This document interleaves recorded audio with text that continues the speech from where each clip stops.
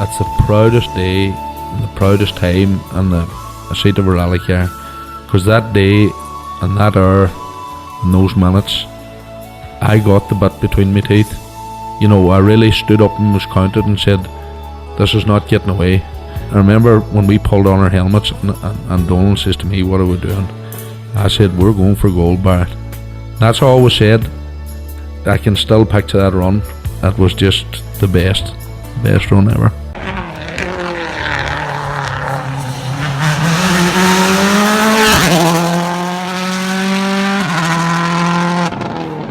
Welcome along to Krunching Gears, the Rally Podcast. Season 2, well, it should be episode 13, but I suppose with the whole rallying thing, we'll call it episode 12b or s12b. Connor, you're welcome along as always. Thanks, Kevin. Great to be here, and especially after an exciting Killarney rally. So I'm looking forward to chatting all things rallying. That's for sure. You know, we've another jam-packed, we keep saying it with a jam-packed show, but this week we really have. We catch up with Callum, Devine, Robert Barrable, Gordon Noble, and Rob Duggan, and that's like a great banter and a bit of a chat there. Also catch up with the two-wheel drive owner, Gary Kiernan, and he's joined with Sean Moynihan. And then MayDay was also on their Big Holiday Monday. We caught up with the two-wheel drive owners, the overall owners, Aaron McLaughlin and Darren Curran. And then second place was Jonny Leonard. And then two-wheel drive owners was Barry Morris and Jarlath Kelly. And then we caught up with two guys then that's probably returning to the sport after a wee bit of a layoff, is Rodney Wilton and Daniel Doherty. But, you know, before we start, as always, please like, share, rate, comment. You know, just keep watching and listening to this, and we are overwhelmed by the numbers. Please keep doing what you're doing. It's gratefully appreciated. Connor, what can we say about the way this podcast's going? It's fantastic, really, isn't it?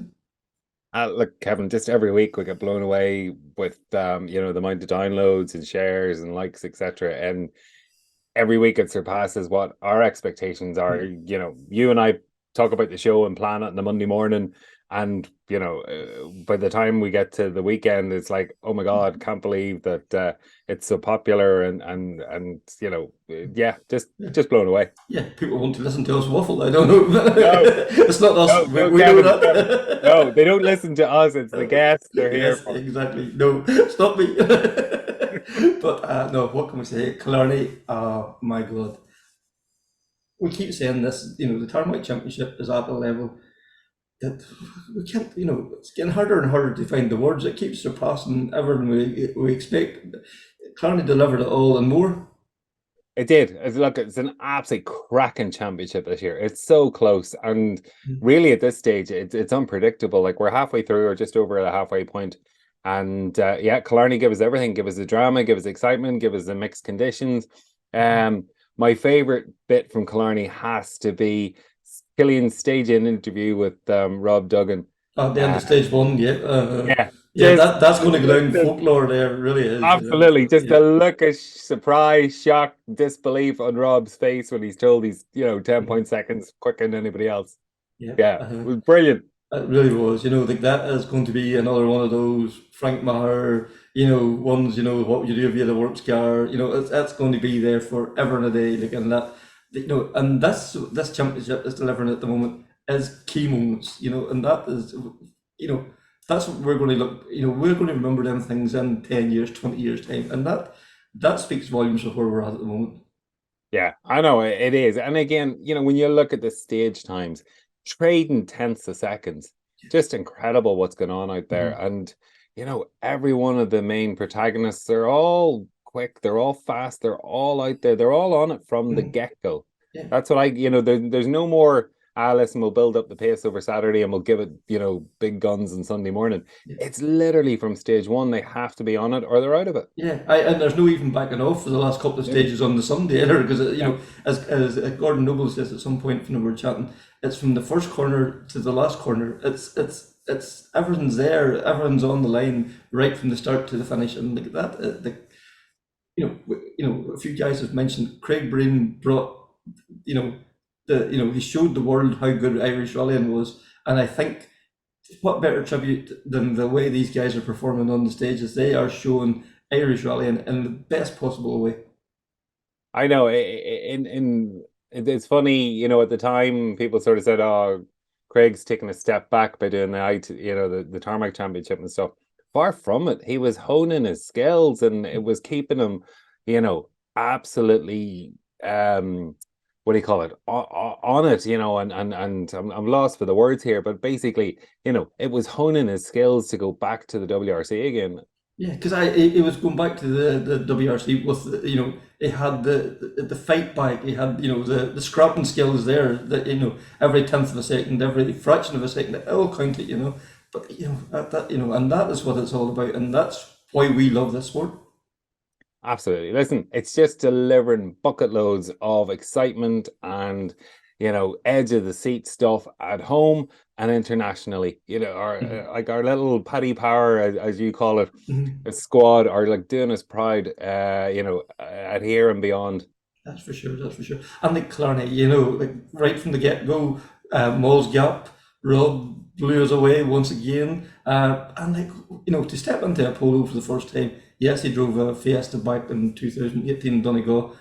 Like, but the guy's been away living in Australia for the guts of a year. He hasn't probably even looked at properly much at a rally car in 10, 11 months to come back and do it. That was just mind blowing. Like he has a sublime talent. Incredible. To go from a Mark II to have, as you say, that hiatus away from it, to then step into polo with limited testing, not really having something to benchmark it against to get it set up, Mhm. and to be unaware of his talent when he got to the stop line at stage one, just incredible, Mhm. just incredible. Yeah, and we should pay tribute to Melvin Evans Motorsport to provide it, the car with the setup to allow him to do that as well. That speaks volumes for that team. We've seen Alistair Fisher marrying himself doing it. Like Melvin Evans, that team, for a small home brewed probably the wrong word, but a small family outfit to do what they do. Like we've seen it in the British Championship a couple of years ago. We're seeing it in the Tarmac Championship this last few years. The car they give Manus Kelly for the 3 years in Donegal, it's what a team, really.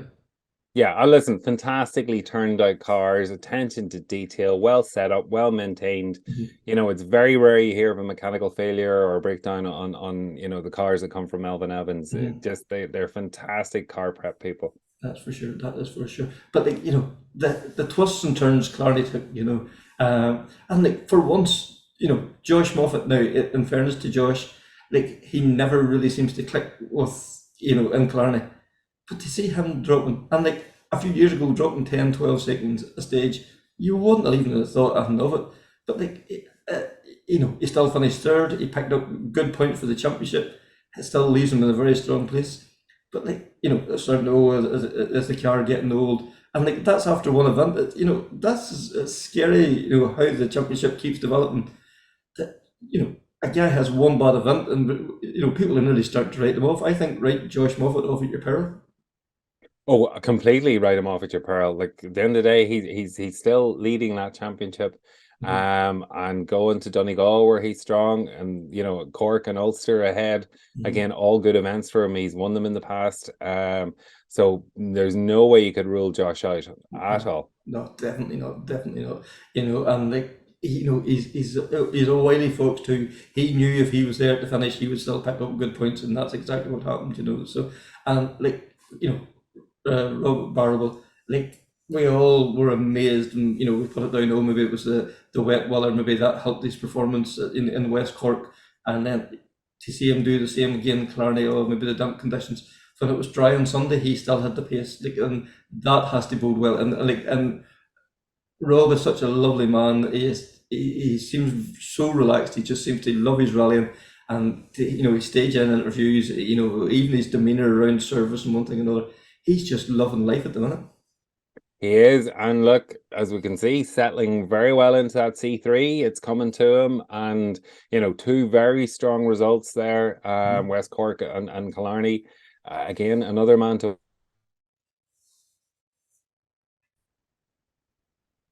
And we cannot forget the man that won the rally, Callum Devine and Noel Sullivan. What You know, this guy was on his sick bed 2 days before the rally and come out and do what he done. Like that's, we know Callum is a fantastic talent, but I think this year we're really starting to see him come of age. Yeah, to me, the mental focus that he must, well, that he did have, and he showed to be feeling so poorly, to still, go for it and take on everyone and take on Killarney in all the conditions and set some of the times he set, and the drive he had on Sunday was just incredible. Hmm. Like the two Robs were coming at him relentlessly. And, there was no let up, but he kept, not that it was his rally to lose at any stage, but he just kept it steady. He kept it, kept it fast, kept it tidy, and he'd done the job he had to do. Absolutely. And again, Maul's Gap first stage didn't go his way, had a puncture on it, so again he had that to overcome and bring himself back and mentally steady himself, to go at this and fight. Yeah, and listening to him, like Noel has brought something to that team that maybe hadn't, that seems to have settled the thing, and like, it seems to be a yin to a yang, or whatever way you want to put it. It seems to have brought Callum to a good place, and they seem to be a great wee team going there. Yeah, absolutely. It's a fantastic partnership. They work very well together. And again, delighted for Noel. That's his home event. He's won it now 2 years. So, great for him as well. And that probably gives him the bragging rights around Killarney as well, too. So. Oh, absolutely. 3 pints, I would imagine. Yeah, that's for sure. And we haven't even touched on all the other. There were some fantastic performances right throughout the field, but I think we'll touch more on the modified after we hear from. First of all, the top guys. Well, first of all, you hear from Callum Devine here. Yeah, look, hey, we're delighted. We're delighted to get the one again. Yeah, absolutely delighted, especially two in a row. And yeah, for Noel as well, it's quite good for him too. Obviously, that's his. I'm being from as his local rally, so he is, and yeah, that's two to add to his mantelpiece. So no, it's all good in this camp. Yeah, and like the polo, you said at the start of the year, you just felt there was something just missing. But yeah, everyone has clicked now. That's the circuit, and now Killarney. The car must be feeling good and below you now at this point. Yeah, it is. So it is. We're getting the hang of it. Hey, the start of the year now, we had a bit of so many things that we just needed ironed out with the setup and stuff. We probably went down the wrong route in so many things and stuff. But no, look, it's coming strong again now, obviously, and yeah, that's we're happy enough with it, and yeah, we enjoyed it. Excellent, and Robert Barrable, second, and like probably one of the maddest Killarneys there's been in a few years. Like the conditions, the epic stages. Killarney had everything this weekend to come away with second. You have to be very proud of that drive. Yeah, I suppose we're a little bit downhearted and not upbeat about it after our Circuit of Ireland performance, but when you're going to Killarney, that the Saturday stages alone will be a challenge. Never mind the weather conditions and whatever else it was going to throw at us. But Saturday was a good day for us, and then Sunday, then obviously, which is normally not so much a lesser day when you have a big Saturday, but it's normally not as demanding as it has been. And the Sunday was as demanding, so it was kind of an approach that more of a mental approach that you need to keep the pace on all the way to the last stage. Like before going into the last stage, there was only 20 seconds between ourselves and Callum, but like after 200 and probably 225 kilometers with 20 seconds between us, it's a fair pace to bring to the event, and it's just one of them events you just have to keep going from the start to finish. And it just clicked for us on the Saturday, and we got into a good rhythm, good and early. And okay, we've worked hard at the car through, particularly at that rally, so we're kind of getting comfortable with it now. We'd like to think that we've all the issues ironed out, and we're kind of on top of it now. So going to the big rally that the whole country revolves around now, we'd like to think that we should be able to settle in a bit earlier. Not necessarily say that we're going to challenge for the win, but if we can be in a good, strong position at the end of each day and improve our pace, that would be the object of the exercise. But Killarney was good, pace was good and strong, so I'm happy with that.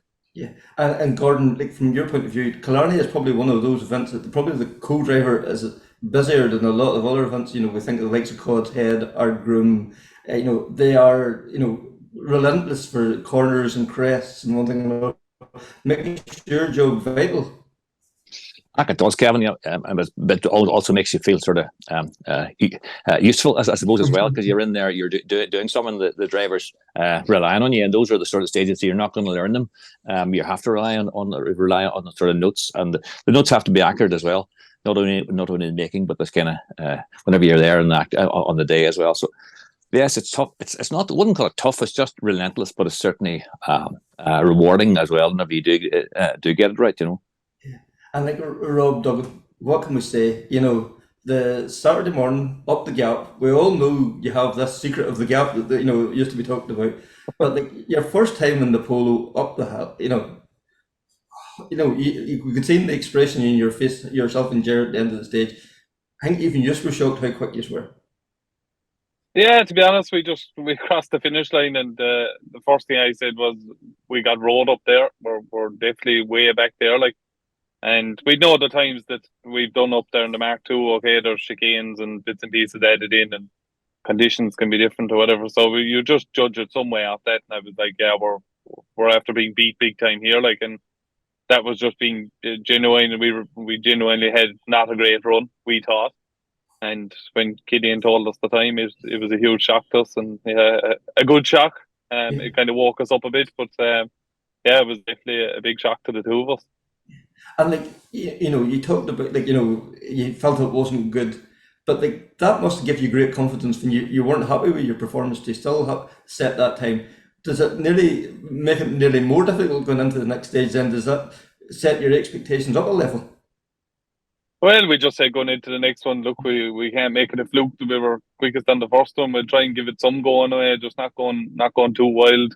We knew we had a good enough setup for the wet conditions, and that's what we tested in for the bit of a test we got in the car, and we were comfortable in it. So we just said we keep going at the pace we were going. Okay, we didn't take quite as much time out of the boys in the second one, but we still came out quickest than that, and we were confident enough that we were happy enough in the car, and if things stayed going the way they were going, we could stay going there comfortably. But we also knew that the two boys here with us, or the three boys, they were going to come hounding, and they were going to be able to play around with their cars and go into Codshead in our groom and get them fine-tuned that little bit more and be a lot quicker, and that's exactly what happened.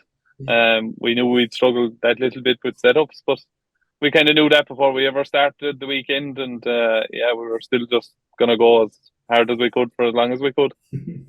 And Callum, you said we chatted a couple of weeks ago after the circuit, and I said, what's your thoughts ahead of Killarney? And you said, well, if Rob Duggan's there in a polo, he's going to be the man to watch. Like what he done at the weekend, like how difficult these cars are to drive. You have to tip your hat to him what he done there, especially on Saturday morning. Oh, for sure, Kevin. He's no slouch. Like Rob's no slouch. Like he was in an R5 before, obviously in Donegal, and he wasn't hanging about the other. Like so, yeah. Look, it's home rally. I think anybody doing the home rally has that wee bit of bite about them too as well, and always has that a wee bit of an edge too. So, yeah. But obviously, him jumping into a polo now, fuck a good car to get into too, all the same. So it's definitely not going to be easy work with, So, yeah. Fair play, yeah. And like Rob, like we've seen in West Cork, the changeable conditions suited you. Like it's good to see that the pace was still there, but even on Sunday when the conditions was dry, I think you were able to prove a point that you weren't just relying on the mixed conditions. You were able to set the times even in good conditions as well. Yeah, in many ways, I wish I didn't have the Sunday I had in West Cork, because the expectations just went out through the roof after that, But it's just one of them things. The Sunday in West Cork just clicked with us. It's just it's a hard feeling to explain. It's not something that we drove any different. It just clicked and happened, and the conditions were all but atrocious. But it just worked for us. And in Killarney at the weekend, when the conditions were mixable, we went on to the harder Michelin on the second run over Malls Gap and Ballochbeam, and it hampered us big time. But when the sun came out on the last four stages, there wasn't a whole pile between us now. So it was good to see when the mixed conditions were in, our pace was good, and then when the bone dry conditions came in, our pace was good, because I think that's what really made us suffer in the Circuit of Ireland. I didn't have much dry running before the Circuit of Ireland. Just trying to get used to the level of grip that we have in the cars on a good dry road is probably hard to explain to anybody what the actual grip you have and the corner speed you can carry. So on the Sunday evening stage when the sun came out, it was nice to see that we had good pace good pace against Callum and Rob. Yeah, and like, is that all down to trust in yourself and in the car? The amount that you can lean on them cars, like they respond to you being aggressive with them on that type of road. The first loop Sunday afternoon, I just followed Callum's marks and broke a little bit later and turned in a bit earlier and ran a bit wider. And I knew I knew if there was any shocks in the system that you were able to see them. And well, you just have to get trust in the car. You have to get the feeling. It's like you hear people going on about the feeling. If you don't get a feeling in the car, it's hard to trust the grip. And that's really where the difference in the time is. I think personally, from my own perspective, I think that's really where the difference of the time is. If you don't get the feeling of grip and comfort, it's too hard to commit and push, because the speeds that we're at and the pace that's there in the championship at the moment is not to be sniffed at. Like. Yeah, and like, I don't think any, maybe Callum within that championship a little bit longer than me, he'd be able to clarify it. But I definitely think our Sunday midday, Sunday afternoon stages pace, I don't think was slack. Callum, do you want to take that up there? Like, you've been at this level now this is your second year now at this level, third year, sorry, and like it's not getting any lesser the pace. No, it is not. The pace isn't getting any lesser, so it's not. Yeah, everything needs to be clicking. Everything needs to click, and everything needs to go well now to get good results there. I think even like, yeah, I think probably the perfect example, Josh probably didn't click for him there at the weekend, and look how much he fell back, just compared to the guys with a bit of confidence and bit of, yeah, just a better feeling, obviously, as Rob touched on there. So, yeah, you need to have be right on everything, to be in the top of this championship. To be fair, now it's always been like that. I think even when Craig was doing it, he even preached about that too back in the day in 2019. He says how strong a competition is in this championship, even way back in, with racing Ali and Gordy as well, So yeah, it's a tight championship. That's for sure. And like, Rob, like, for you to come in, like, you've been away in Australia for the guts of a year, haven't really probably thought an awful lot about rallying, to get back in again. I know that yes, your local stages and all that there, but to get that feeling, to put that trust in yourself and in the car straight away, like, talk us through, how do you do that? Or is it just a mindset, right, I'm here to do a job and I'm going to do it? I suppose it's just the mindset of, right, this is the dream come true, setting into an R5 Polo, possibly one of the best R5s at the moment, and facing up the likes of, Miles Gap, I know like the back of my hand. I think everyone knows that by now, but other than that, like, I wouldn't have major experience, but just getting the chance to do that, we just set out from the word go that we were just going to drive as hard as we possibly could and see where it got us. And if we were 10th overall at the end of the rally, or if we were first overall, anything was a bonus, bar just the two of us having fun. So it was just, I suppose the relaxed mindset probably helped us in the long run. There was no real pressure on us going up Miles Gap. Yeah, of course, everyone was waiting at the end for Killian's interview to see that we set some sort of a reasonable time and whatever. But look, we just took it as it came. We weren't putting any pressure on ourselves. We just wanted to have fun, enjoy it for what it was, and if we could bring it to any of the boys, that was just a bonus at the end of the weekend. So it was just a relaxed mindset, and I think that kind of worked for the weekend, really. Yeah, and like, Melvin Evans give you the Polo. Like, did you make any significant changes to the car, or like, did they give you almost the perfect car to start with?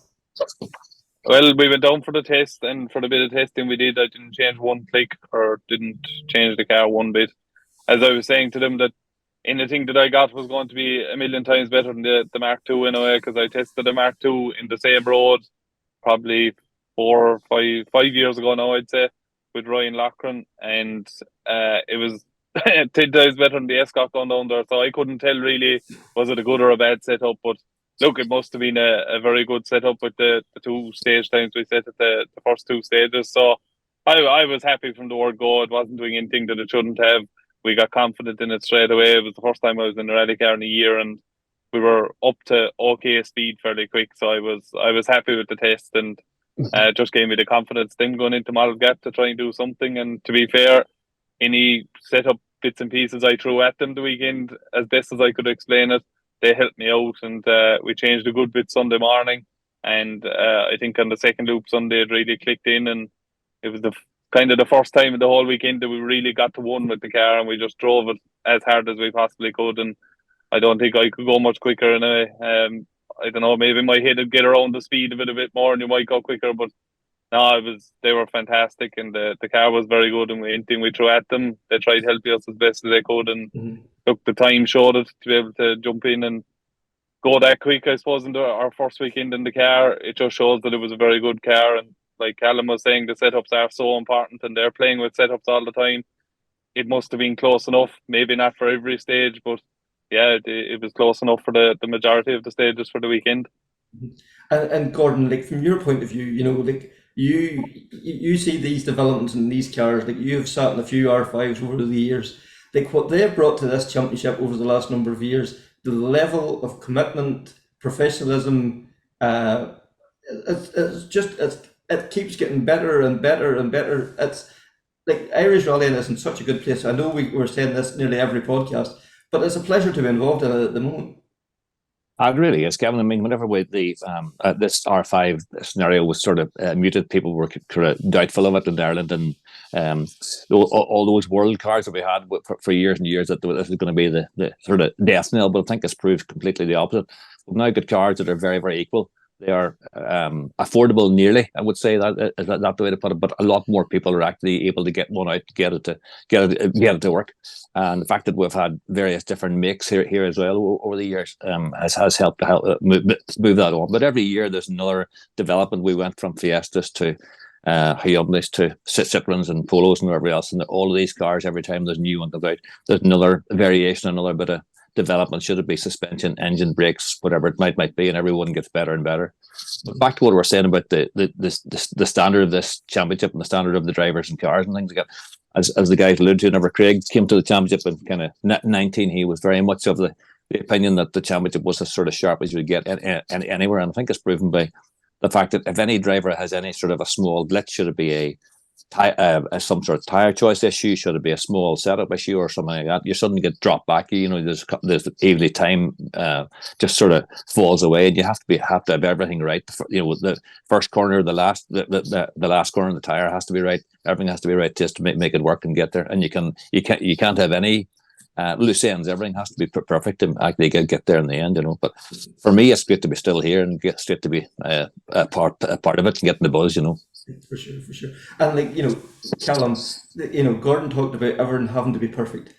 Like at the weekend, I would say tire choice was almost impossible to get perfect. It was trying to have the best possible for the majority of the time. Yeah, exactly. Tire choice is so critical, as Gordy says there. Like exactly, I think we went out on first Saturday morning to go up the gap, and we went with far too hard a tire choice, and yeah, we got punished big time for it. And you just need to have it all right, like, do you know what I mean? But yeah, it's not easy getting time back out of these guys whenever things aren't working, So yeah, it needs to be all right. Everything all clicking, so it does. And I suppose that's where it's not just the two people in the car; it's the guys out, doing your gravel note. It's the guys back in service. It's everybody coming together to make that package work. Yeah, exactly. Everybody sort of needs to be on the same page. Do you know what I mean? And they all need to be doing their thing, doing everything right, so it's not getting involved with you. So it takes the pressure off you as well. So when it takes the pressure off you coming back in, they know what they're doing. They know what the car needs to be doing, and yeah, everything it needs to all work. So it does. Everything need to work together to make sure it's make the best and easiest way for you, obviously. Yeah, and Rob Barrable, Dommy Buckley, again, one of those guys who's been there, done that, seen it all. Like, he gives you a car that that has been prepared to the best possible standards, and you're putting everything on the line, going up the likes of Mall Gap or going through Ballabima or whatever. It must be reassuring to know that the car is right. Yeah, to be fair, Dommy, I think that one of the benefits that Dommy has, he's a very accomplished rally driver himself, and his preparation is meticulous. But his level of rally prep and his level of detail that he works with a driver is quite good. You don't have to you don't have to know everything. You can explain something to him, and he'll go off and think about it and come back and suggest it. He'll never do a big change, but he understands the dynamics of what if works because he's been there. But as you say, he's been here. I'd love to see him write a book now. I'd say it'd be good. I'd say it'd be good book. I'd say it'd be good book. Like, but he's been here. He's done that. He understands it. He's been in Ireland running cars for probably, I don't know, long before I was ever rallying or ever thought of rallying. But it's just one of them things. We click. We work well. He understands me. I understand him. And when he preps the car and he brings it to an event, it's you don't have to worry about it. And that does all help, like, you know. Okay, there's just me and Gordy in the car, but there's the big team around it, and it's not just us. Okay, we have a part of the job, but it's all the dots and it's all the pieces of the jigsaw around that really kind of formulates the puzzle and gets it all under control and gets it all working when it's going well. And if it's not going well, that he kind of keeps a bit of a lid on and kind of keeps the whole thing settled a bit, like, you know. It never seems to get flustered. He just seems very level-headed. He doesn't, he doesn't get too excited if things is going well, but at the same time, he doesn't get downbeat if things is not going well. He seems to know how to manage the situation really well, doesn't he? Yeah, his mindset would be very strong in that respect. You know, I think that's just the experience that he brings. You know, he's worked with all the drivers throughout the years, and he does an awful lot more working with drivers, I think, than people realise. Like, you know, I'd say he's away every weekend. Like, you know what I mean? I'd say he's Booking.com's hotel, Booking.com's favourite customer. He's always on it, booking a hotel or going to a rally here. And here it doesn't have to be an R5 car, it might be a Mark II Escort, or it might be, he runs a BMW, I think, in the Scottish Championship. So, but that's just experience, and you can't beat the level of experience that he brings. And if he sees it not going well or something not going well, he understands, as he understands from being there before, what it needs to take to kind of keep the whole thing level-headed and kind of keep the wheels in the wagon, as they say. Yeah. And Connor, you wanted to jump in there? Yeah, I was more curious around sort of the pace note side of things. I mean, Rob, you say you're familiar with mauls, like the back of your hand. So do you find your pace notes are more detailed, or maybe you're less detailed because you're relying on muscle memory or of the stage? But he doesn't have any pace notes.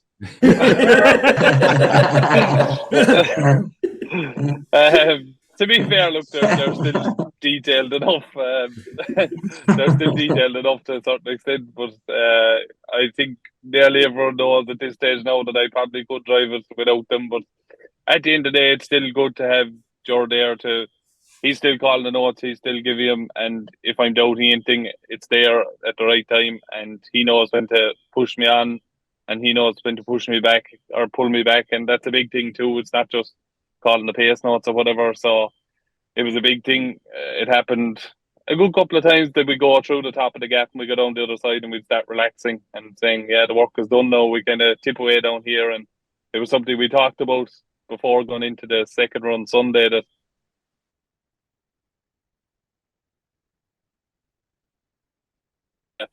we went down to the first corner and I went down and I was laxy daisy on it, and the two of us kind of nearly laughed at each other that, like, it's happening again. We're tiptoeing down the other side, but we woke up straight away and we both knew what we needed to do and pushed all the way to the finish line. But yeah, look, I do know it very well, but at the same time, I still wouldn't go up there without the pace notes. I think it's just good reassurance that you know exactly what he's calling, and there's no question about it. And Callum, would you, when you're coming to a rally that the stages, quite well, would you start from a fresh set of notes, or do you work with previous notes and just tweak them? I would work with a set of notes all the time, to be honest. I think we kind of used the same notes from Mall's Gap last year. And we it kind of took me a run or two just to kind of get my head gelled into it, what I was thinking last year, doing that sort of way. So usually every other rally or anything else I do, I just a fresh set of notes and just go with it, you know what I mean? I think that's what I'm used to at the minute, so yeah, they're always, maybe it's just me, they're always evolving a bit with me, so I'm always maybe adding me bits into it, I'd be the same as Callum. I took my notes from the last couple of years from Mal's Gap and Ballapima, but after that I just started with a fresh book, and yeah, sometimes it's just easier right from scratch and you're concentrating for the second run full time, and the next time we're going to be seeing it's full built in the rally car. So Barrable, like, you were there at the very start, the Fiesta back in 2014, with the Fiesta R5. Like, you've seen the way they've developed over the last 9 years now. Are they the car that you started out in back then? Yeah, the Mark One Fiesta R5, geez, it was 9 years ago. Like it's changed. They've changed dramatically since then. Not a whole pile now, mind you. The only thing that's really changed is just the extra models coming in, the likes of Polo, Hyundai, Citroen, and then obviously next year then we're going to have Toyota, and then you see you're on generation 3, I think, on the Skoda. So it's just an ever evolving thing. But like if you jump into a Mark II Fiesta today, it's not really too feeling dissimilar than the original R5 Fiesta that we would have had back in the day. Like, it's they're not massively different. We're all built to the same regs in respect. So the Fiesta compared to the Fiesta even we drove last year, it's quite similar. Like. Yeah, because I remember chatting to you up and you're doing a test up in Glens up in County Antrim back in 2014 or whatever, and like I was thinking like this R5 category, it was so new. These cars are kind of like only a makeup of a car, and you were even saying that this is the car of the future, and I was like, that'll never happen. And it's just amazing the way that they have evolved, and they have become, in so many championships around the world, they have become the car of choice. It's still like a one-make championship. There's a set of regs built and designed by the FIA, and manufacturers can build a car to them. So it's quite good. Like, and back then, I suppose, when you look at that, the rules were going to be fixed. I think at that time for 3 years, maybe 4 years, that okay, don't get me wrong, we would all like to be in World Rally 1 cars today, but the reality is it's unaffordable for quite a lot of the population. So the next best thing is R5. And once you have a competitive class, no matter if it's a 1 litre micro or if it's a 300 horsepower car, once there's a competition, it naturally attracts people. As Gordy said, when they first came in, they got a huge knee-jerk reaction that it was going to finish the whole rallying and the world was going to end. And look at it now, like there was probably 15 upwards, maybe 20 upwards in Killarney, and I presume when Donegal entry comes out there to be a vast majority of them, and you're starting to see a couple of the modified lads drifting towards now. As you see, like the Gary Kiernan,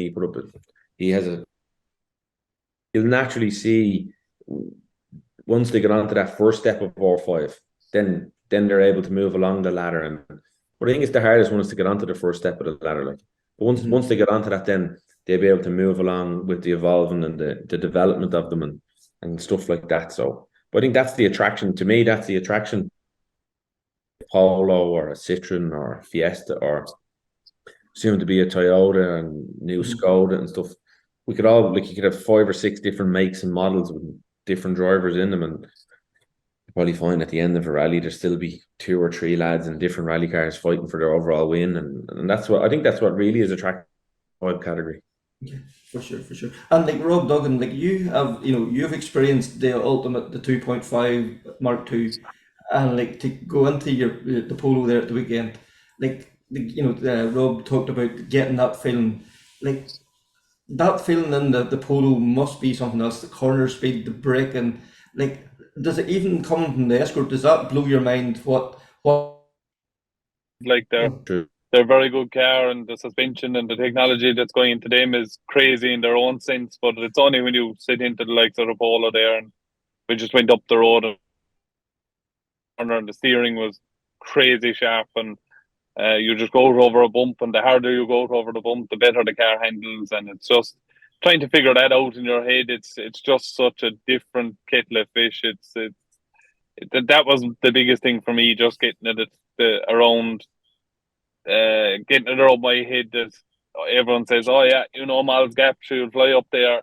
Yeah, but I'm used to the Mark II where I know, you come down 2 gears for this one, you turn in, you sink the shoe, whereas I'm coming up in the Polo, and if I lifted the throttle, I may as well have handed a second or two to Callum or Rob there, and that's just the way it was. Them cars could just take it absolutely pinned, and that was the big difference for me, that they were just so committed and so fast that was the only bit of getting around. But the Polos are just a huge step ahead of anything that I've driven, and tis a pity we couldn't. They're all it, yeah. What's on in June? See these Kerry boys, but Callum, you've made no you've never told anybody any different. June, Donegal, it's the one you want. It's the trophy you want in your mantelpiece. Yeah, that's the one I want. Yeah, Kevin, that's the first rally I ever started in 2011. I started last, I think, in the juniors, J23, and that's where it all started. And I remember I watched that rally from the Duchess since I was at Wayne. So it's yeah, that's the rally I would love to be at, and love to be at the front of that. And yeah, it'd be great to be a great buzz if I ever could win it. I know it's no, I definitely know it's no easy feat to get there. Like, so it's not. I've noticed the last couple of years, and there's always somebody that comes out of the woodwork that makes it a that bit harder. Do you know what I mean? Because everybody's fighting for it. But yeah, we'll just keep trying. Sorry, Gordon, you've been coming to Donegal for, well, a good few years, should we say? A couple now, Kevin. Yeah, a couple have been there. Yeah. Yeah, and like, you've seen the rally evolving over those years. It has, become something extraordinary over especially over the last 10, 15 years, really.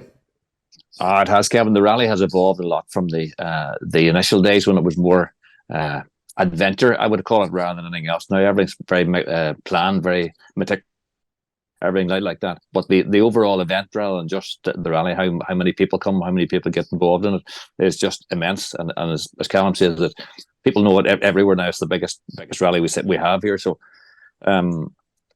but it's still got the buzz. It's still got that attraction to be there, and it's hard to beat the traditional roads that we would have used. But I'm sure everybody's going to be there. It's going to be the challenge. That I'm sure the quality and quantity of the entry will be the same. So, as you say, it's a long way from what it was when I first went there.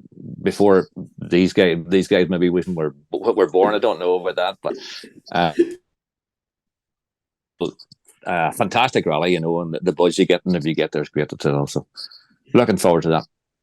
And like Robert Barrable, like you've been now to Donegal a few times yourself now too. Maybe not the rally that's always been kindest to you, but the change in scenery on the Friday, it leaves everybody with a clean sheet of paper. And the last two times I did it hasn't been that keen to us, but when we did it in 2010, it was good. We had a good run in the little C2, and then I haven't done it then. We had a sabbatical then for a couple of years, but. Yeah, I suppose it's one of them rallies that you need to do it a couple of times before you can get comfortable at it. But I think what really highlighted it to me last year was that Matt Edwards came over and never done it before and conquered it. So that'll change mindsets of lots of different people going to come to the rally. Not saying that we're going to go and be able to be on the pace that he was on. Don't get me wrong, but it just gives you a bit of comfort that the classic stages that everybody has done 10, 15, 20 times, that you can still, if you drive to your notes, and still get the feeling in the car, you can still be. But like, as Donegal a step too far this year for you? We know you're up here last year and you were settling in well in the Mark II, but maybe next year. Yeah, probably just after this weekend now with renting that car and everything. I think and my car still isn't fixed. It's gone to the body shop tomorrow, or it was supposed to go this morning, but heads were a bit rough, so maybe tomorrow morning and see can we get the car back together. But it's looking doubtful at the moment. But it's one of those things. I'd love to be up there every year, but to go up there every year, you're missing out on 5 or 6 different other rallies that you could probably do for the same price. And I know it's like the be all and end all for a lot of people to go up there, but yeah, look, I'll get up there at some stage, but I'm not too panicked at the moment anyway. Yeah, and like, if you come this year, it'll be the Mark II. Or would you love another run? Would you be like to talk to Melvin again before? I can be talking to him away, but bank account definitely won't, unless the lotto numbers come off anytime soon. That'll be it for us for a while. But now back to the Mark II now, and yeah, settle into having a bit of fun in that, and see where that brings us. Excellent. Connor, do you want to wrap things up? Yeah, and I'm struggling a bit with Wi-Fi connection, so I could drop out here. And Callum, what do you call it? You came to the rally, I suppose, not feeling 100% either. A bit of a struggle for you starting off. Aye, you're a bit of a struggle now starting off. Hey, they got food poisoning. Hey, I'd say it was food poisoning or a bug. I'm not too sure. Before just the first day of recce. Hey, and I remember coming through the stage and the second day. So Yeah, Noel had a wee bit of babysitting to do, so he did the looking after me, So yeah, look, it's probably when you look back, it's probably best it happened so soon because yeah, coming into the rally it would have been a disaster to be honest because we were just kind of resting up, trying to get sleep and just trying to build the energy back up, and yeah, thankfully we were strong enough through the weekend and we managed it all right. And what do you call it? Yeah, we're able to pull that round. And again, also I suppose with dealing with that and then also dealing with the puncture in the first stage, just having the mental ability to put that behind you and just keep, challenging on. Yeah, it was. Yeah, we just trying to keep ourselves during it and keep our head down. And to be fair to Noel, hey, Noel managed a lot of things there and managed a lot of things around me. Just to make it as simple for me, just to just get into the car and just focus on driving and switching on at the start of the stage, because yeah, it was very demanding, obviously, and I was making sure I was getting back and getting into bed after the day's rallying and trying to get rested up for the next day. So yeah, look, it's yeah, something you wouldn't want to be doing at managing every rally now, to be honest now. So, but it's yeah, we're happy. We're happy we managed it well and got through the rally well. Thanks very much for the guys there for joining us. Now, you may hit a few wee glitches there. We had a few internet issues there from when we were recording that. It's not perfect, but I think you get the whole general gist of the conversation. Connor, the guys banter off each other so well, don't they? Oh, they do. They get on really well, and it was a great conversation. And we're missing probably close to half of it just because we did have a few technical difficulties. But yeah, they were a great bunch to hang out with now to chat rallying. That's for sure. That is for sure. And then the modified Kevin Eves. I don't know that Corolla, the speed, we've seen a few video clips of it over the weekend. Unbelievable! Like that Corolla was being pedaled like I've never seen before. Yeah, just incredible drive. Like seriously, the times and he was clocking up just nuts. Yeah. I'm looking forward to actually seeing a bit of in-car. I hope there is some. Hopefully, and then Jason Black was hanging on to his coattails, not quite there, but not far away. And then unfortunately, the two of them retired with the 2 stages to go. I think it was, so unfortunate. And Gary Kiernan then took the one, and Gary said himself he wasn't the fastest at the weekend, but supposed to finish first. You have to finish. Absolutely, yes, and solid drive by Gary. Yeah, mightn't have been, absolutely out there with the fastest times, but gee, a solid drive. That is for sure, and he says himself here during the interview, he has learned so much from that. He knew he had a good setup for the dry, and he wasn't fully confident in the wet conditions. He feels now that he has a good setup now going forward now in the wet too. So a lot of positives for Gary there to be taken from the weekend, and he now feels he has a reliable car as well too. So I can tell you, watch this space, definitely there. And another star of the modified then was Sean Moynihan and 2 litre Pinto. What can we say? The times he was setting throughout the weekend, a lot of 5th, 6th fastest modified against an array of class 14 and 13 guys. He was giving away probably, I think, between 80 to maybe 120 brake horsepower easily to the top guys. Maybe the conditions, the dampness, maybe it worked. I don't know, maybe it favoured him a wee bit, but phenomenal talent, and such a lovely young fella as well too. So I think without further ado, I think we'll cut across to Gary and Sean. Gary, to get that one in Killarney, I would say you're over the moon Sunday evening. Yeah, I was delighted now. It was a tough weekend, weather-wise, stages, long recce, early starts, just a big weekend. And look, at going by our performance on Saturday, especially Saturday morning, we struggled a bit. We didn't think we'd be in the running. We were close enough to Jason, but I think if Kevin had to just get 2 clean stages towards the end or 3 clean stages, he was away. It was his to lose. But unfortunately, he ran into a mechanical issue and he had to drop out. And we lost Jason on the same stage as well.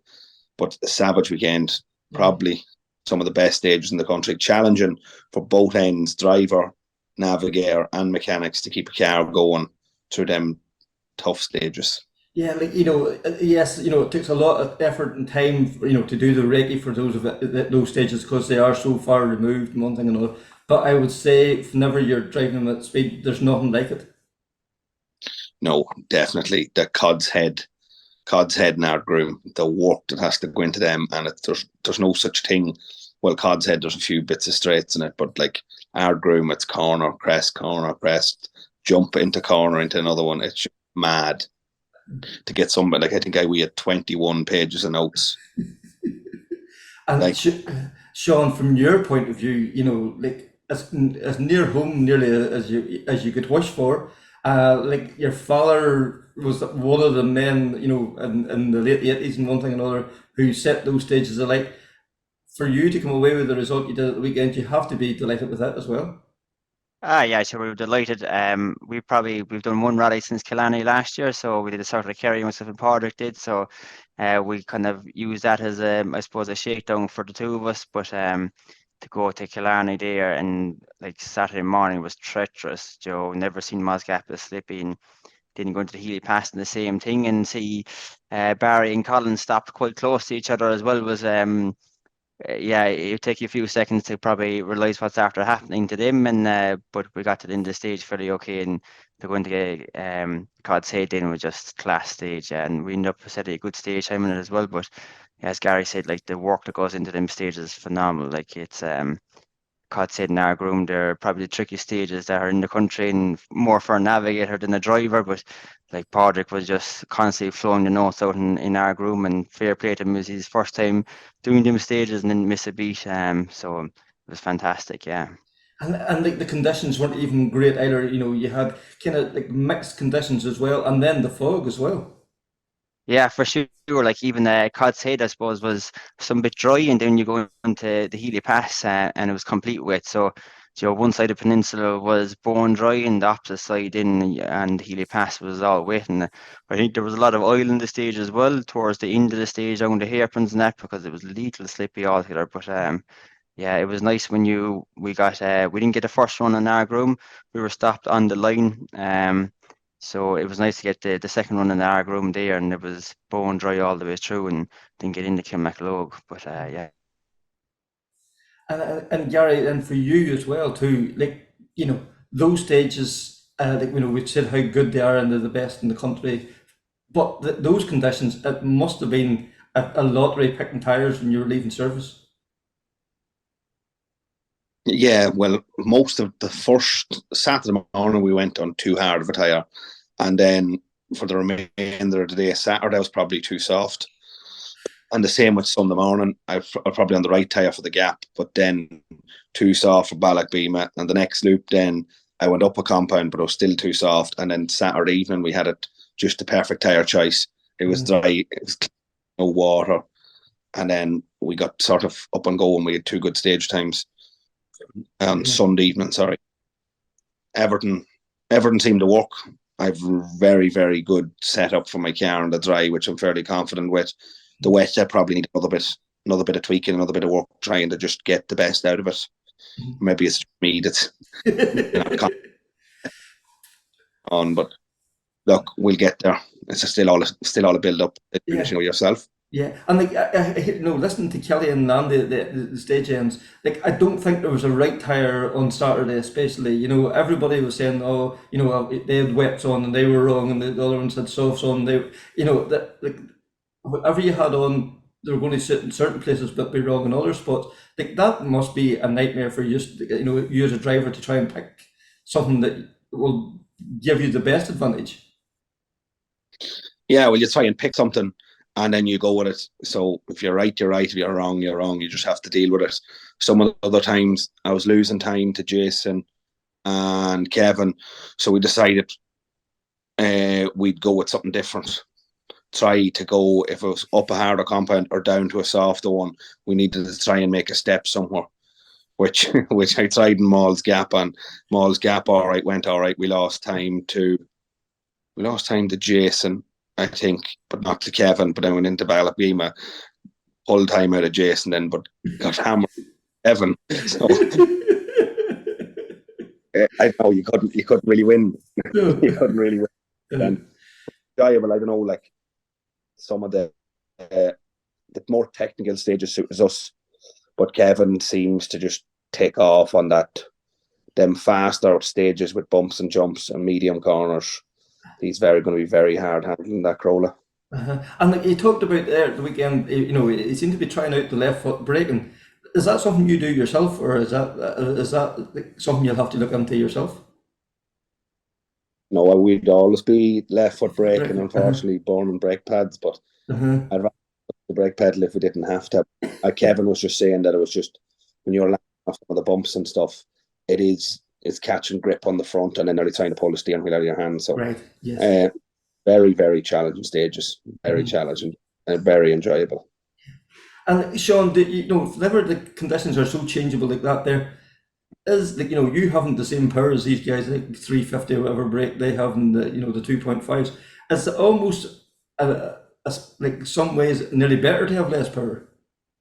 Yeah, for sure. There's definitely less wheel spin than the lads, and but then like your corner speed, you're trying to carry the same corner speed as them, and it's breaking away, and probably don't have the power then to pull yourself back out. But like it's yeah, it must have worked to our advantage in the Healy Pass because we had a good time there, and then I think we might have been 5th fastest national and in Cod's Head, which we're delighted with. But we're fierce looking our groom. We actually slit a tyre towards the end of our groom, a back tyre, and got a slow puncture towards the end of it. So every time I seem to go into Kilmaclogue, there seems to be something wrong. It was like the first year I did it, was started pouring rain. I was in slicks. The next year I hit a deer on the stage. So this time I had 2 different back tyres on. So we're just happy to get through it without any damage. And Gary, you come up through the Pinto class, like what it's like to see the times that Sean was setting there at the weekend. That takes some balls, I suppose we should say. Yeah, especially when you get a driver, and like just Sean's very quick, but when you get a driver that gets into a good rhythm on the likes of our groom and stuff like that, it's not all down the power. There's so much corners. So if you have a boy with his car set up hand and right and willing to drive, if 200 horsepower, he will put up a serious stage time. Like even if you look at knowledge comes into some but too, but Mark Murphy's time on the gap in a 16, I think he bet us by 7 or 8 seconds on the first using a 1600 Starlet. Like, but it's just if you get them driver type stages and you put anyone that's willing to drive and go at it, they will put in serious times. Yeah, and like for yourself, like we've talked about this in the past, like to have the dry conditions, the right tires on a stage like that, and to come off it, there must be no feeling like it. No, the confidence, it gives you confidence from the first or second corner in. And that sometimes can be dangerous. You can never try too hard, but look at our tire worked well enough the weekend. Choice wasn't perfect, but the grip level, if you have your car right, the corner speed, the commitment level, you feel like you're on rails. Well, but anyway, just class. Yeah, and like Sean, for you, like, have you any preference? Do you enjoy that, like then mixed conditions, or would you prefer it dry, or does it bother you as long as you're on stage? I suppose it's same as Gary's point there. Like Joe, when you grip under you fly. Joe, you can feel everything. But Saturday morning, that definitely wasn't there for anyone. Like you're turning in and starting to understeer, and then it's snapping to oversteer. But yeah, I think Saturday morning was just a get through for everyone, except for Mark Murphy to set up that time anyway. Like it was savage. But no, dry conditions is definitely a lot easier for everyone. But it might help the likes of my car with less power. And even what you call him, O'Brien in the polo, I think it was Sunday morning at the end of the gap, he said he would nearly preferred his Escort up that there rather than the polo. Like, that speaks volumes of what these cars can do. Gary, Yeah, Yeah, and enjoys the Escort too, but he was saying to us that he was sort of driving like the Escort, he was braking too late, and then when he was turning in, if the back stepped, he was lifting the throttle rather. He's too used to the Escort maybe and hasn't just got enough time on the polo, but Enda's come on well. He's finished maybe 4th. I think his last time out maybe had an accident or something, so he had a good result too. I think Sean, you were just about to jump in there as well too. Yeah, like we were speaking, we ran Darren Reardon for a spell, and when Darren had Barry Mead's all car, and he just couldn't get over how good the Escort was with suspension and that. So for someone coming out of current WRC cars going into the likes of an Escort, and you hear that, it gives people that have been in Escorts all their lives a lot of confidence to know how good the suspension and braking is. And I suppose like that's what them stages are down to, is like this well set up cars will prove with the times, really. And Gary, like we've mentioned Kevin and we've mentioned Jason. Like the heartbreak of retiring with only a couple of stages to go. Like you've been that soldier, you know what it's like. So your heart goes out to them, but like it was your time to shine this weekend. Yeah, it goes out. Look, you try and keep everyone in the rally as much as possible. The way I rather see it, whoever's quickest day to be deserves to win, no matter in what situation. Like, but unfortunately, them boys couldn't get going or couldn't get back out. Kevin unfortunately couldn't get back out, but Jason broke down mid stage.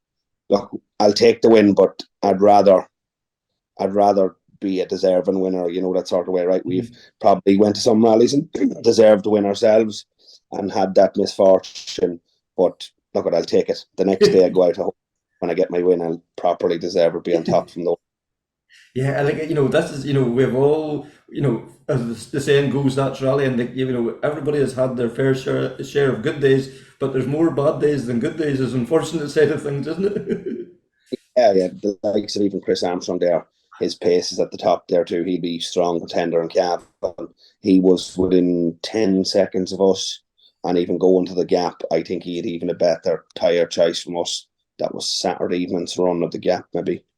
Yeah. Was it Saturday or Sunday? Sunday's second run of the gap. He had a proper tyre choice. He was a harder compound than us. And I'd say he could have went quickest up the gap if he had to. Well, he shaft, I think, just before the start line. So, and like Rob Duggan, like I would say, you've seen him, just know what he's like in Killarney. You've seen it in the escorts. Like to see what he done the first run up the gap, the first time in a polo. I would say you're delighted using a polo not in the work too. Yeah, well, sure. Now the boys with our 5 boys know how we feel every year. Look, he proved the point that his talent is massive. I was slagging him the weekend.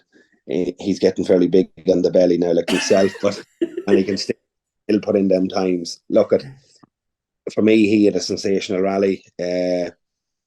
I knew sort of he'd struggle on the likes of our groom Cod's Head, because to perform on them, you really need to know the car. And I think he only got maybe a 20 or 30k test in it.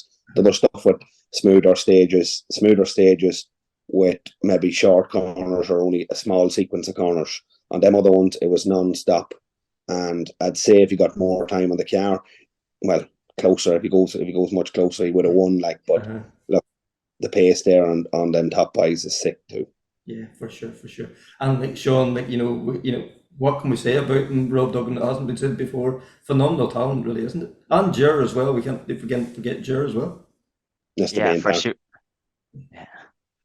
Yeah, outstanding pairing, to be fair to them. Yeah, to set that time up Maz Gap, and especially with extra chicanes in there now and that. So like Joe, before Alistair Fisher and Callum Devine both beat the bogey, so people didn't really, I'd say, expect that Rob would set that time or set that much of a gap between them, because obviously Callum is quite good up Maz Gap as well. But to come out of there about 10 seconds was unreal for him. Yeah. And like for yourself, like I said earlier about your dad, like it's funny, second there back in 88, 89, I think it was. Like what was his feelings now you crossed the line there on Sunday evening? I would say he was nearly as delighted as you were. Oh, he was delighted. Sure, like when we started Sunday morning, it was actually nerve-wracking starting Sunday morning, because there was current R5 cars behind us. So it was like, and then there was class 14s, but to still hold kind of a similar place on Sunday evening. Sunday were faster stages, so the class 13s and 14s behind us obviously passed us out, but to hold a similar position was unbelievable, and he was delighted. Yeah, so the car ran faultless, and you can only put up a result like that with all that working together, and no issues really, like, because services were short and road sections were long. It was a real tough event. I think because you put in, yourself and your dad put in theirs beforehand, and that pays dividends come the weekend. Oh, it does, yeah. It's a family affair in our house. Like it's they were all there. Even the dog came for a spill as well. So yeah, yeah. And like Gary, you were very quick to pay tribute, to your service crew at the weekend. Like they have give you the car now that you feel that gives you the confidence to go out there, as you say, especially in the dry, that will give it its best, and it's proven very reliable this year so far. Yeah, the car is very reliable. Cyril and the boys of CMC work really hard. It's just to get the car tweaked to perfection nearly. That's the way it's gone. That's the way that the modified racing has gone. Everything needs to be perfect. Car needs to be mechanically right. Setup needs to be right. Whether you run anti-roll bars, stiffer, softer springs, where your suspension clicks out, all that's moving on. It needs to be nearly right for every stage. Every sort of. Have you just almost getting to the stage now, like the top guys now have saying that they're actually out now, between stages, a click here and a click there. Has it got to that in the modified now as well?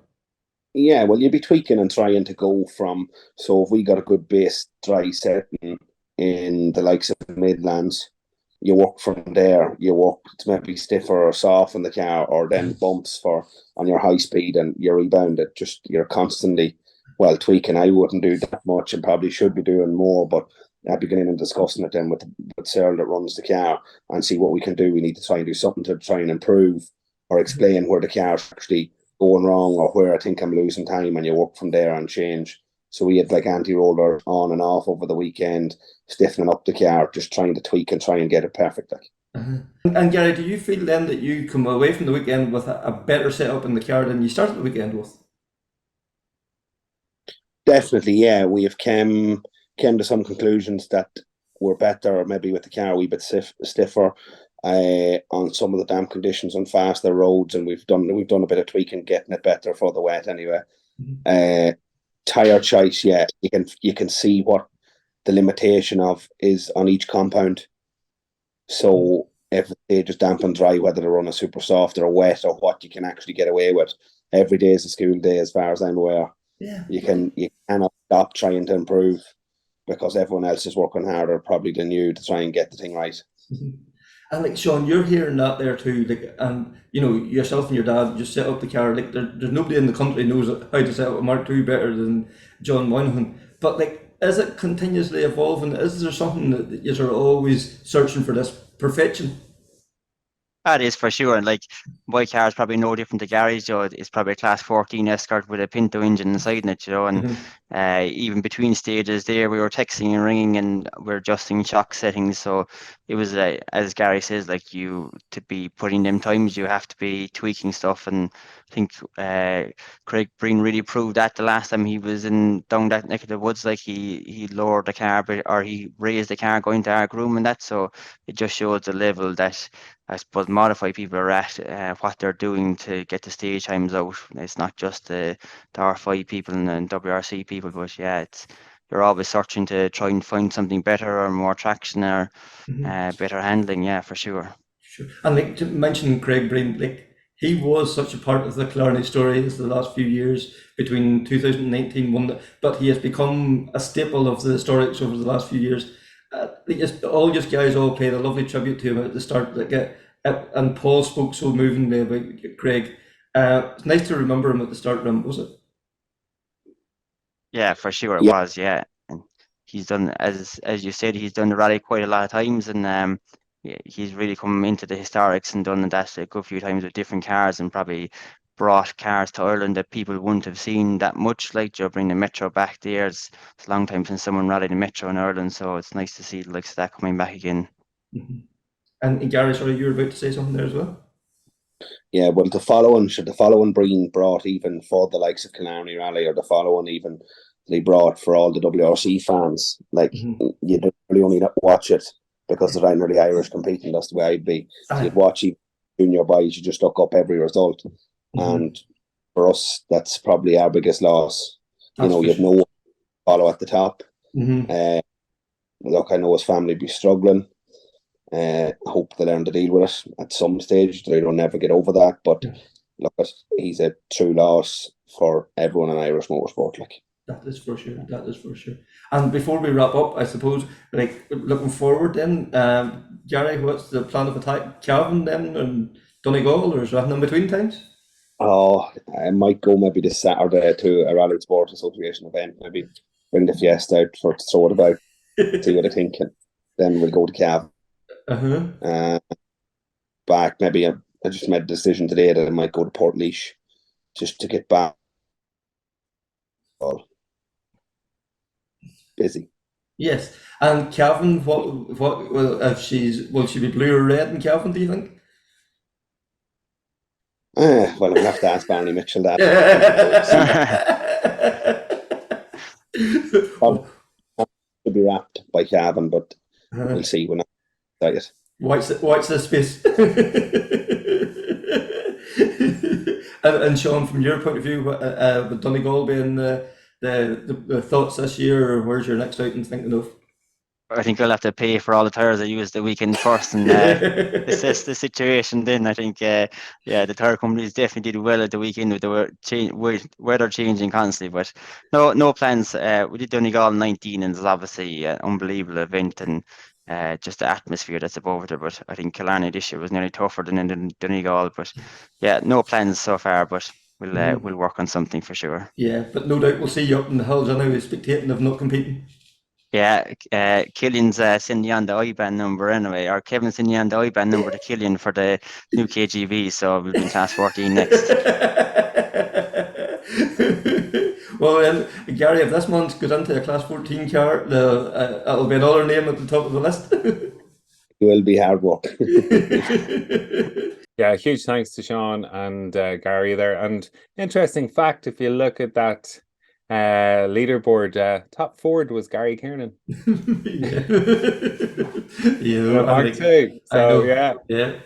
not so long ago, like the Tarmac Championship was almost an M Sport one make championship. So absolutely, yeah. High times have changed. That's for sure. Yeah. That is for sure.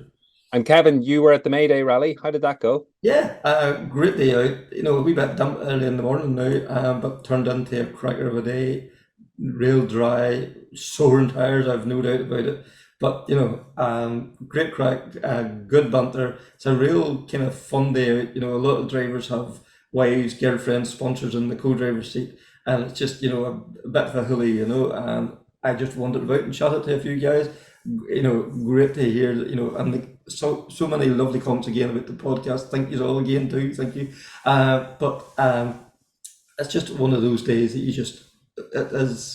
you come away from it in a good frame of mind, you know. But I got a chance at the end then to catch up with the overall winners. That was Aaron McLaughlin and Darren Curran. Then second place was Jonny Leonard, and then the two-wheel drive winners was Barry Morris and Jarlath Kelly. So we'll hear from Aaron and Darren first. Winners of the MayDay here in Enniskillen today, you'd have to be happy with the result. Oh, we are, surely. The one night we're not going on the drink too. It's still very early yet, you won't be able to tell that just yet. We might head to Cash maybe. We'll have to go to Cash now. And like Darren come all the way up from Killarney to be here today, like, so you know, we all know he's a superstar, like, but did he get the private flight up here? Oh geez, we got him a helicopter up by. Cost us $4,000. Couldn't get the one without it. No, everything went good. Good. We got on a good set of hard tyres early in the morning, or you know, second stage we had a set of the hardest tyres we could get on, and it seemed to work. So and like big competition out there today as well. Big competition, we had to take a show out with the big legs for all them big straights. So we didn't get it all our own way. No way, definitely not. We were beating the last two stages there again. Yeah. So. No, it's tight going. And Darren, for yourself, like, you know, you made the trek up from Killarney. Good to come away with the one today? Oh, it is, surely. We were having a great run in Killarney, and the disappointment yesterday morning then, so mixed up for the wee bit anyway, so it does. Very good, very good.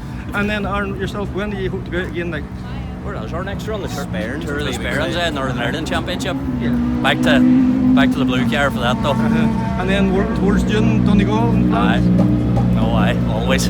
Very good. Right, Jonny Leonard, come away with second overall here in MayDay today. You have to be happy with the result. I were happy enough with it, to be honest. We had a sort of a slippery start this morning, and we had a wee bit of a whoopsie over at the farmyard there. Just kind of put manners on us for the rest of the day, but as I started to get onto the car a wee bit better, the times come on, so it's good to have the younger brother out for me the day too, so we had plenty of laughs along the way. Like, excellent. That's what it's all about. Yeah. And like, how do you find the R5 and the Tarmac? Still would be a gravel man, I think. Like, this is the first spin out in Tarmac on it, and I sort of done 5 mile town at the beginning of the year in this car, and it only went, I think we got 3 stages maybe out of the whole thing, but I think I prefer the gravel. But in fairness, whenever you get onto that there later on in the day, it's just some fun, like, it's good crack now. And she's a big step up from the Evos.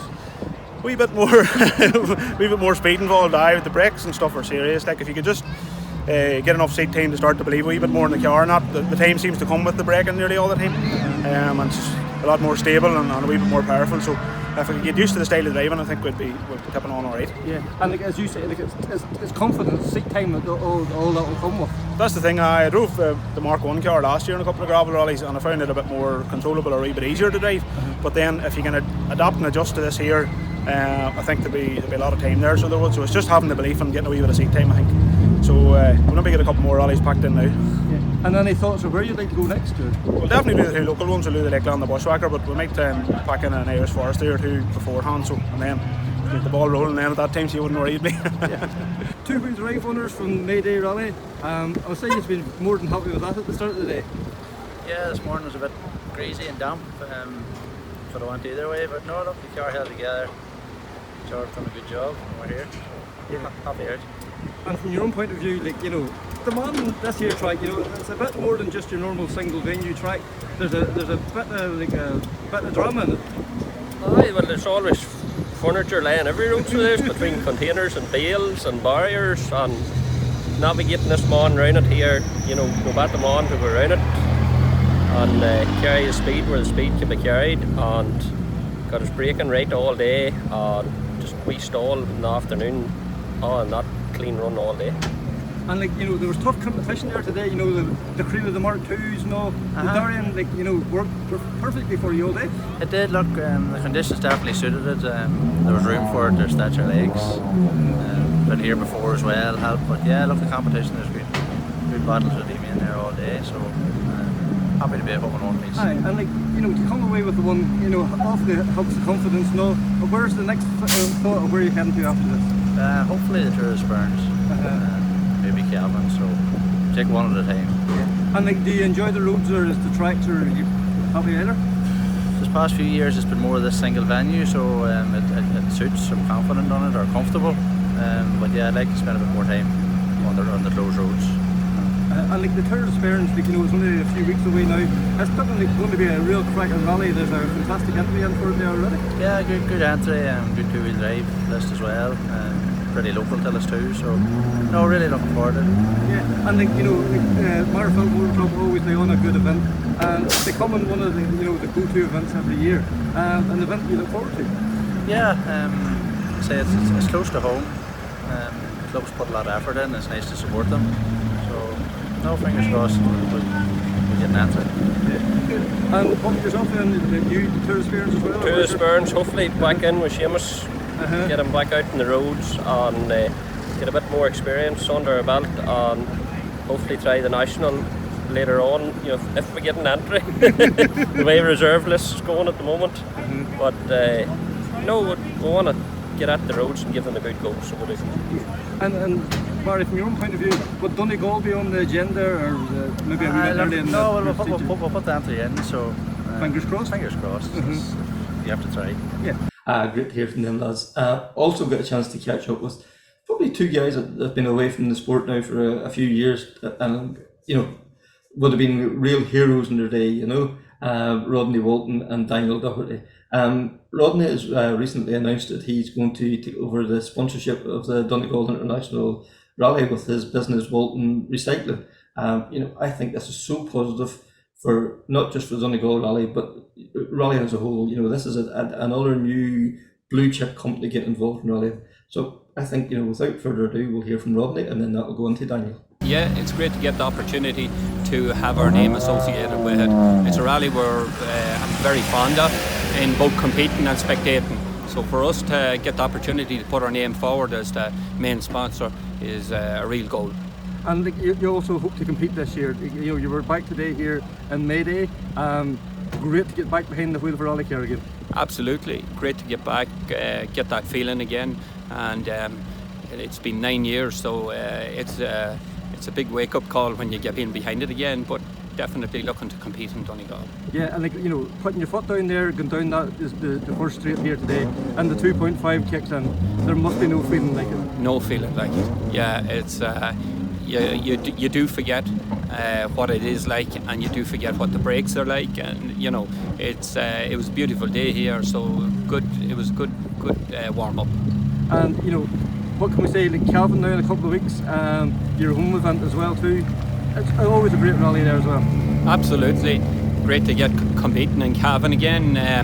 I'm sure a closed road, it'll be different again than today. But listen, we look to get through it and push on from there. Daniel Doherty, we're here at MayDay in Enniskillen. You've just finished the rally, 4th overall, I think, at the finish. We made a good pip there, maybe by a second and a half or something on the last stage. I might have ended up 5th, so 4th or 5th thereabouts. Good to be back behind the wheel of a rally car. It is, yeah. Good fun. Yeah. Really enjoying it now. The sort of 5 cars new to me and haven't been doing any rallying this last 10 or 12 years. So I'm really, really happy to be back and this new breed of a car and be reasonably competitive in it. So good day's fun.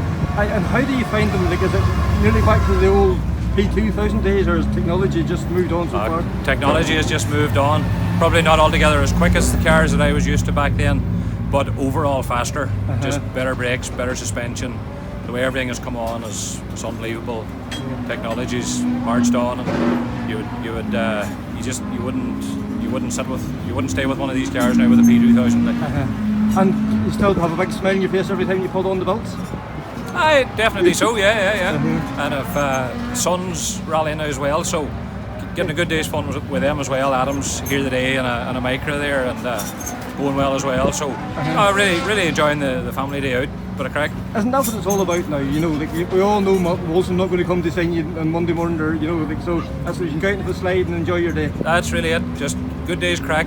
Whole family was here today, and good day's crack from start to finish. And yeah, everything hoping the one piece and get gathered up and do something again in a month's time or a few weeks' time or something like that. Good man, thank you. Always lovely to hear former rallying stalwarts returning to the fold to come back and compete again after a break. It's the more the merrier. Definitely. Yeah, and then Kevin, just as we're recording this, we've got breaking news. It's been confirmed that James Fulton will be sitting with Chris Meek on WRC Portugal in a Hyundai i20 R2 car. Oh, brilliant. Fantastic to see James getting back again. It's been a tough few weeks for him.